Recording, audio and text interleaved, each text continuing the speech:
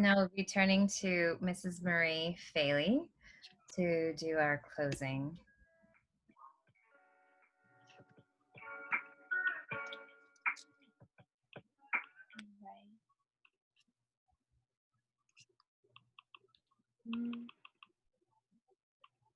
The facilitators are... Yep, we're all back. Yes, we're all back. Okay. Did we want to hear from the facilitators or? Yes. Okay. So I'll just say a few things about our group. It was really interesting. Saul, who's from Nigeria, took the direction that, it's a good thing we have Donald Trump because he's showing what the problems that we have in America. And then he got into the importance of it would be very good if children and people go to other countries and see what other countries have and don't have. And then they would come back and really appreciate what we have. And the importance of Peace Corps volunteers. Amy reported that she's sad and it's difficult for her being in another country, in Canada, and not being able to see her family. So that's pretty much my summary quickly. Let's see. Bailey. Hi, so now I want to be as concise as you were. So, I worked really hard for that.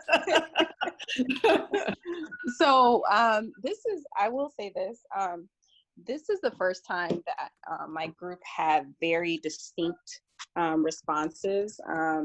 There was a common theme towards the end, but we spoke about some of the things that cost each individual. One thing that stood out and actually I started to think about it, it also cost me that as well, cost of comfort zone. Someone said that, oh, by the way, I want to give a little, was in my group, so I felt like I had to do really, really well with his opening and meet the challenge. But he gave a very inspirational story around what this time initially cost him. And because he leaned in on his spirituality, was able to truly reverse that. And that was employment. And at one point, his church, physical spirituality in the physical notion. And so he was able to actually come back out and give to the universe around what was going on for him. And he was blessed by utilizing that transparency and opening up. We also talked about some of the tools that everyone's using, yoga, really relying on spirituality. That was one of the common themes, and embracing faith over fear. And then also leaning into our loved ones.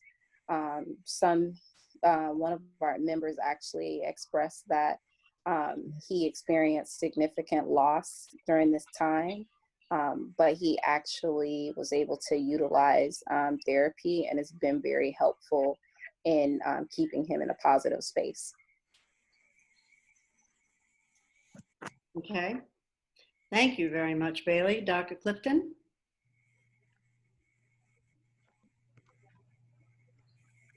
Dr. Clifton? John? Okay. Oh, there he is. It was a very depthful group today. Everyone spoke from a deeper place, and it started by reference to the opening speaker, Chaka, and his openness to transformation. But it was happens from pain and going into the darkness, and we talked about the value of that opening up a lot of people, what we've been seeing and experiencing, and people offered a lot of wonderful things from their own life and what they're all doing in different ways of talking to people who are not really open to it, or maybe would be on the not as empathetic. And then we moved towards kind of the value of empathy and how to elicit that in people. And it's not easy, but it's And then we ended with, how empathy can really be a teaching of empathy is through stories, personal stories, archetypal stories. And I thought it was a very good experience today. Thank you very much. Jan?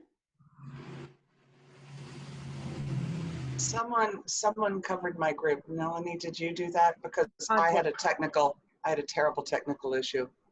We'll go. Scott actually covered for your group, Jan, Good, for Mrs. Failey's reference. thank you. So I have nothing to report. Okay. Was someone reporting for, oh, you couldn't be. I couldn't. During the opening words, which were wonderful, I was madly trying to get back my power back. I had no internet. So while you were talking, I had a wonderful conversation with the intern that works with Melanie, and she's a delight. So that was good. Okay. Might you say what you're doing to deal with this situation? Oh, that's so kind. I'll just say that at times when I feel overwhelmed by everything that's going on, the excitement I'm feeling is I'm having the difficult conversations around dismantling.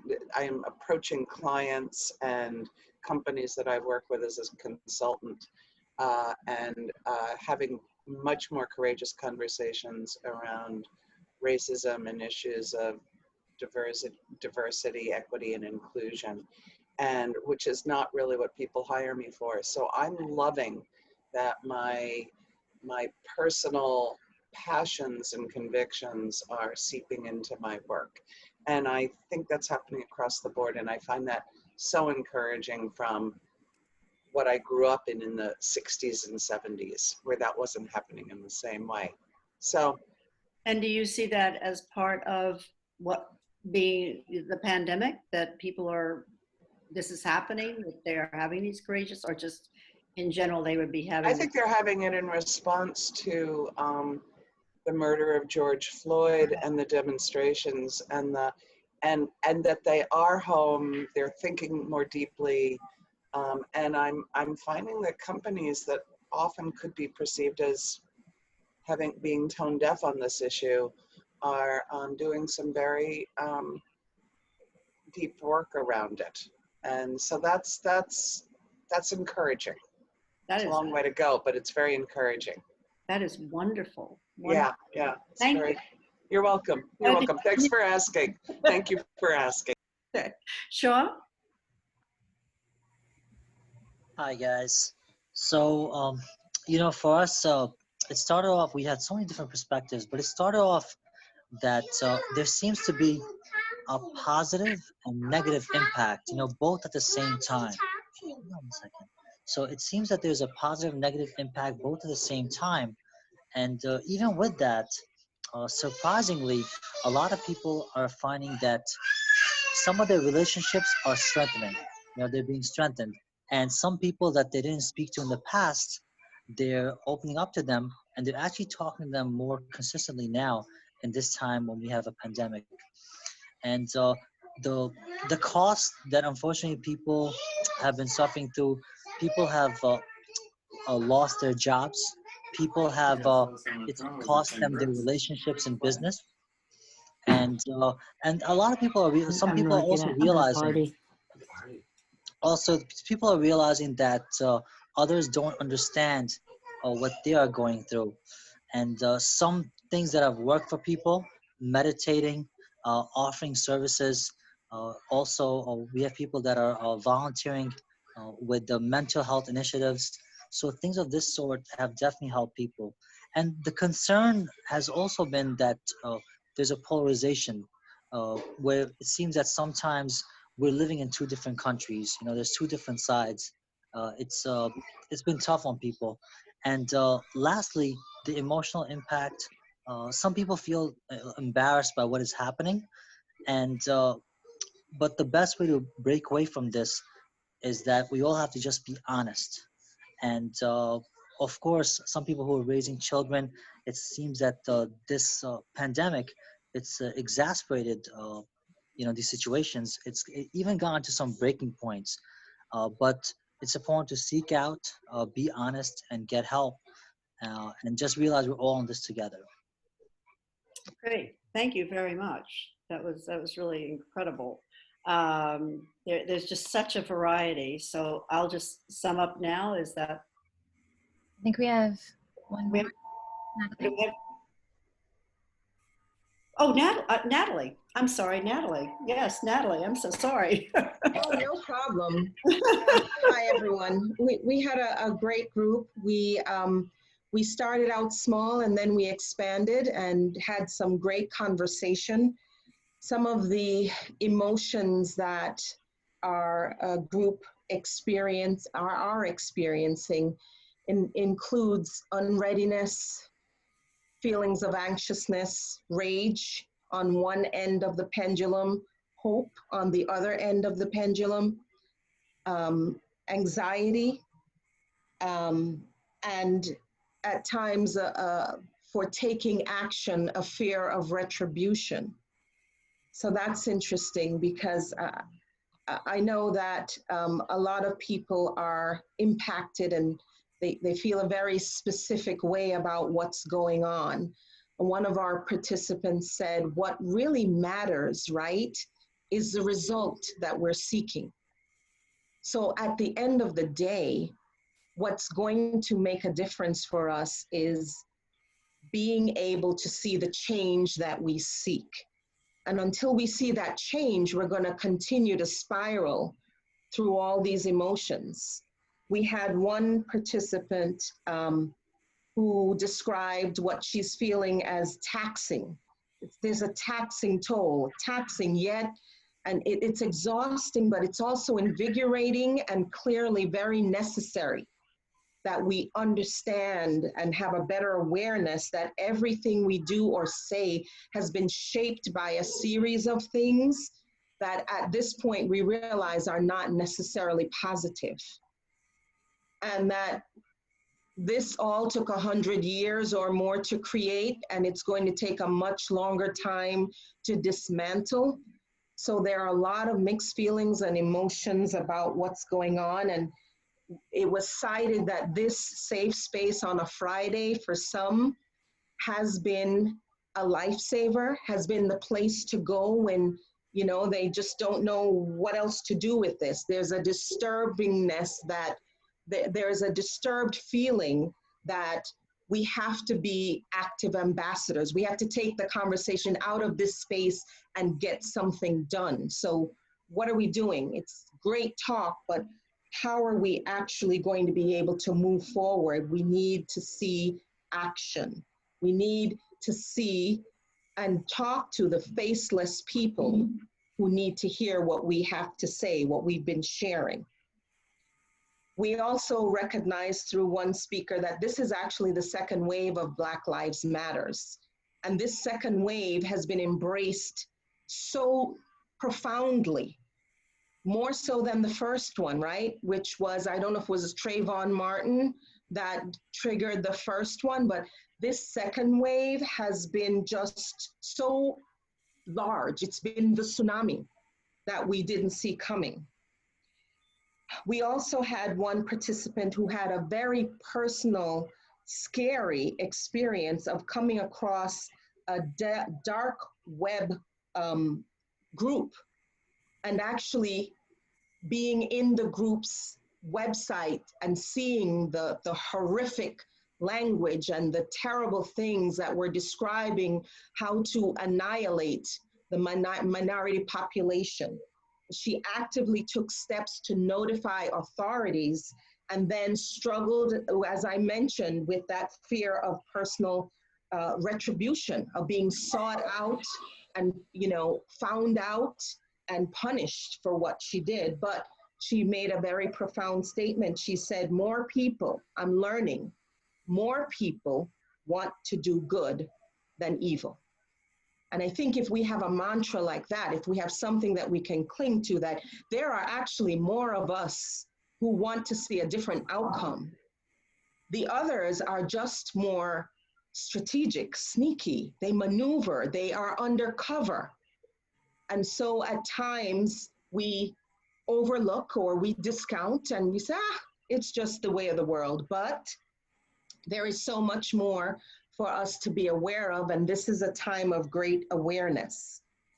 There was also a very curious mention of the fact that this coronavirus and the way that people who are anti-minorities function might have given them an opportunity to perpetuate and spread the virus, right? Mask, no mask, stay in, don't stay in, do. It causes one to pause and think about how people can be destructive. But we have to stay on the positive side.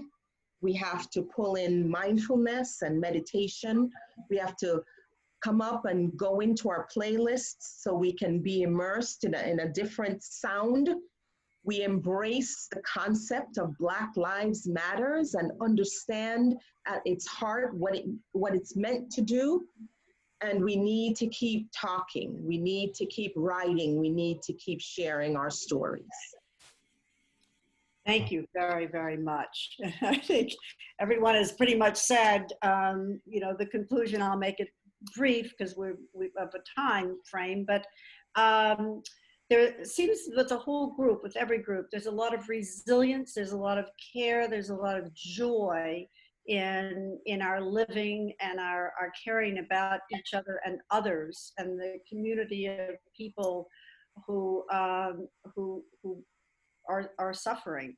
The pandemic has caused us to get out of our comfort zone, and that's probably a really good thing. And it's made many people look at their spirituality, and that gives them strength. And that's really what it's made us focus on. Well, what are our strengths? And what are the tools that we can use? Personally, what can we do? Yoga and church and really therapy with, we have Zoom, we can have Zoom meetings with mental health professionals. And that's really a great advantage. And I think they're out there available for everybody. Dr. Clifton specifically said ability for transformation, and that's what I think we see, and the value of empathy. And then when Jan said she's having very courageous conversations with people and businesses that she had not had before. Now, that's a real movement in the right direction, I would say. And that, there's a feeling of being disturbed, upset, but that usually leads to positive interaction. And then Shaw mentioned about being the positive and the negative impact. Some relationships are getting better and some relationships are getting worse, but they're all moving in a different direction, and hopefully in a very positive direction. So for the whole conversation made us very aware of the importance of mental health with the situation, and that we do have to reach out. If we reach out in small ways, with a phone call, with letter writing. I sent my grandson with blueberry muffins to give to people in the neighborhood, and make drawings to send to people. But there are bigger things too, to be aware of how fortunate we really are. Things like Saul was mentioning, Nigeria and countries that don't have, some countries that don't have clean running water. We do. We have the resources. We just need to move forward with them. And I'd like most of all to thank Melanie, who has put the community together. And I think her ability to bring us together and to continue to bring us together in the conversations, future conversations about where each of us will be going with this, is really quite amazing and a miracle in itself. So thank you very much.